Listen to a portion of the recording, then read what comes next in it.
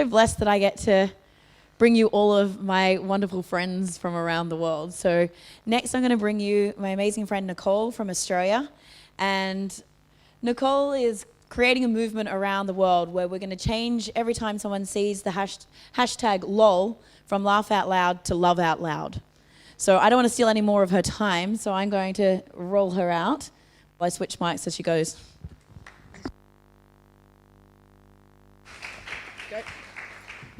So I have the easiest job in the world because I get to remind you what you already deeply know about yourself. Thanks, Jade. You right? I'm just playing with your butt, baby. I know speakers are irresistible, but I know. We've been trying. You said you didn't want that bloody hand mic. You're killing me. Thank you. How's that? Perfect.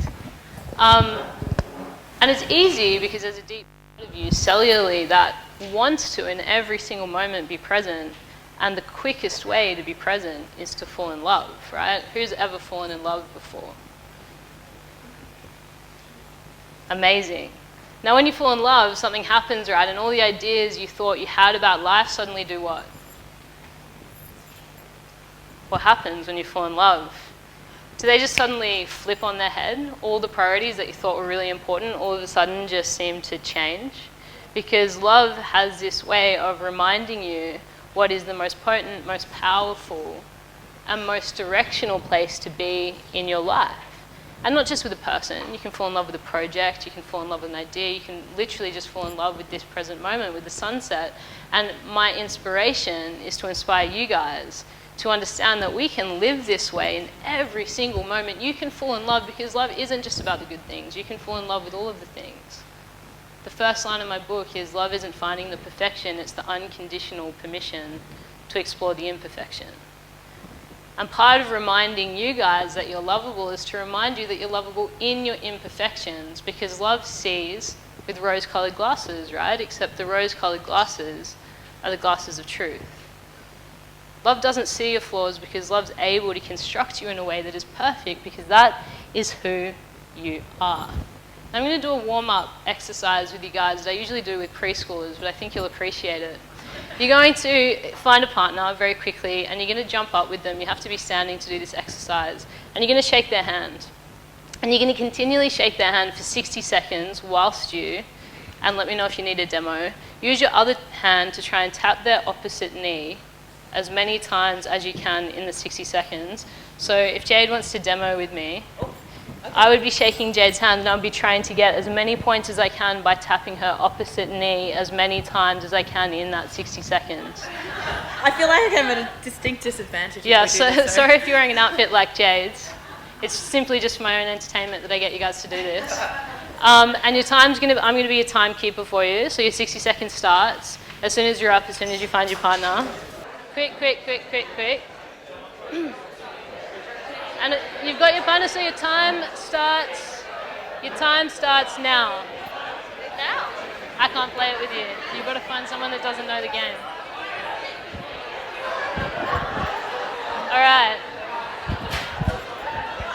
Like you mean it, guys, like you mean it. Come on. You're halfway. 30 seconds to go. I can't give you any other instruction. 15 seconds to go. 10 seconds to go. 9, 8, 7, 6, 5, 4. You've got time on the clock, as many points as you can. 3, 2, 1. All right, sitting down.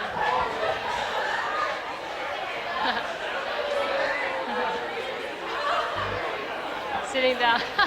Ending in an intimate moment.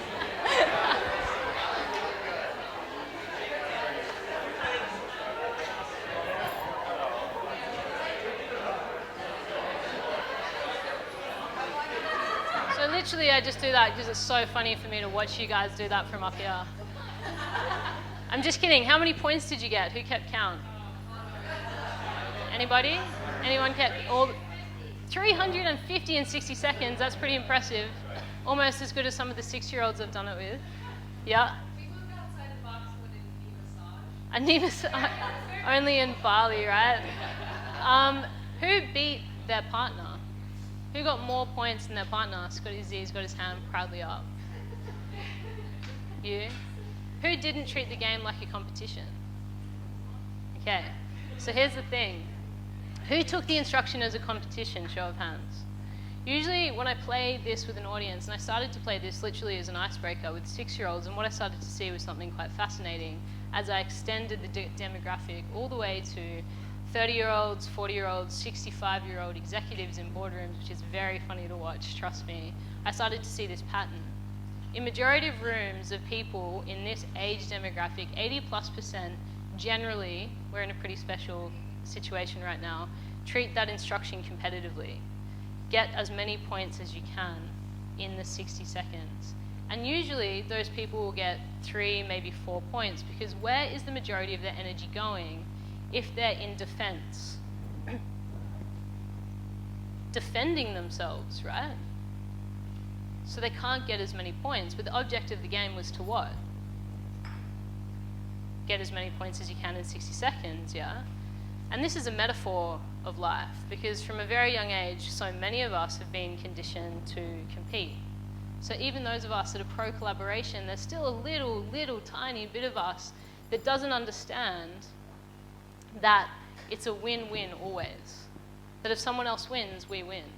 And that your win is not at the expense of someone else's loss. And when I started to see this pattern, something really profound started to awaken in me, and it was this understanding that this is the metaphor of our relationship with life. So often we spend so much time in defense, so much time protecting, that we have absolutely no time to actually get the points, to be in flow, to fall in love. And this is what I want to inspire in you, and it's the fear, right? The fear is the thing that makes us put these walls up around us. It's the fear that makes us think that we have something to protect. But to be fully in flow is to open yourself completely, to understand that something that is truly yours can never be taken from you. And it's vulnerable. Being in that situation is vulnerable, but it's powerful because you're open to infinite possibilities. Now, can you guys remember the first time that you fell in love? Just close your eyes and actually think about the first time you fell in love. I was 16. And I thought he was the most annoying person in the world, and it came as a massive shock when I realized that I was in love with him. But when I realized I was in love with him, I just had this dual experience of the most profound love and infinite possibilities that scoped out in front of me to this intense fear, right? What if I was to lose him? What if I was to lose him? And so often we want to keep love in this way. We want to hold it close to us. We don't know how to set it free properly. So part of being able to fall in love with this moment is to realize that you've got to relinquish the control, right? You have to surrender to this present moment. And that takes a lot of self-love, to not be in defense of life, to realize that how I am right now in my imperfection is totally okay. And I can be here and now, and I am lovable. I'm fucking lovable. Say it. I am fucking lovable. Yeah, you are. And the right people are going to see it. But no one can see it unless you feel it deep inside of you. And when you get to that place, there's no barriers anymore, and you're not playing the game like this. The object of the game doesn't become to trip the other person over and hurt them so you can get as many points as you can. I've literally seen grown men do it like that. The game becomes a free flow of getting 350 points in a row because it's a win-win. If your partner gets more points, you get more points. You know, I was on a bungee jump, or the edge of a bungee jump, about 2 years ago in Costa Rica, and this is one of my favorite stories to tell about fear, and it also really relates to flow because it taught me a lot about flow. I was on a soul-searching journey. I'd left behind 2 organizations that I'd been growing up until that point, and I was asking the universe, in fact I was declaring to the universe, show me the next level for me. Show me how I can level up. Show me how I can fall in love in an even more amazing way. And sometimes the universe is a little bit too literal for my liking, right? So I was on this trek, and I was having these meditations with myself as I was walking, and I wasn't really expecting to meet any friends or have any conversations. But there was this man from Spain who came up to me and started to talk to me, and he was with a friend. He started to tell me what he did and asked what I did. And I said, I'm a motivational speaker in Australia, and what I do is inspire people to move from a fear-based state, a space that's restrictive and judgmental, into a life that they love, a life that they don't need to defend, a life where they can be completely blown open in every single moment, and it's fucking awesome. And he stopped as though he had just won the lotto. He was so happy to hear this information. And I sort of like took a step back because I was like, I hope he doesn't need some life advice. And he said, I've got a challenge for you. There's something I want to ask. And I said, what's that? And he said, I think you're the perfect person to do the bungee jump with me at the end of this trek. And I was like, whoa, whoa, whoa, brother. I don't understand how you drew those links. I don't understand how I went from motivational speaker helping people transcend fear to you wanting me to do a bungee jump in a third world, second world country. And he said, can't you see you're the perfect person to do this? And I said, I have a huge phobia of heights, like a massive phobia. It's worse than a fear, it's a phobia. And he took a deep breath in like this. He was like, Nicole, never met this person in my life. When you get people to step onto the edges of their emotional capabilities or the edges of their belief systems, when you ask people to transcend their limitations or their limited ideologies, it's absolutely no different to you standing on the edge of that bungee jump. So you either need to do the bungee jump with me or you need to reconsider your job when you go back to Australia. Right? And I was like, fuck you, universe, are you serious? Why? This is not safe. I'm an asset to the world. This is like potentially a deadly situation you're putting me in. So I find myself on not a first world version of a bungee jump, the third world version of a bungee jump, which is a valley that's a kilometre apart with two lines that go across it where they pulley you out into the middle, 500 metres, with the wind swaying. And I was on the ledge, I was getting pulleyed out, and he was putting Velcro around my ankles. And I was like, are you kidding? The drop's 700 metres, mate. And I asked him, hey, he doesn't speak great English, has anyone ever died doing this? And he said to me in broken Spanish, I will tell you after. I was like, thanks, bro, thanks for helping me out right now. And I was 10 steps away from the jump. And I started to coach myself. I was trying to put myself in this state of flow, but all I was doing was actually my mind was convincing me of every single reason why I shouldn't be doing the bungee jump. It's not safe, it's not too late to quit. Do you notice? The longer you hesitate doing something, right, the more that seems to speed up and up and up and up. And so I tried to coach myself through it like I do with my clients. Nicole, you can do it. Fear's just in your head. It's going to be over soon. I tried to take a step. I was literally frozen. I had to hold onto his shoulder to take a few steps forward, and still nothing was working. I couldn't do the jump. So I said to him, can you push me? I don't think I can jump. And he said, no, I can't. It's not safe. And I said, no shit. So then I was frozen there 3 steps away from the jump, and I realized something super profound about the nature of fear. When you hesitate, what happens in your neurology is this.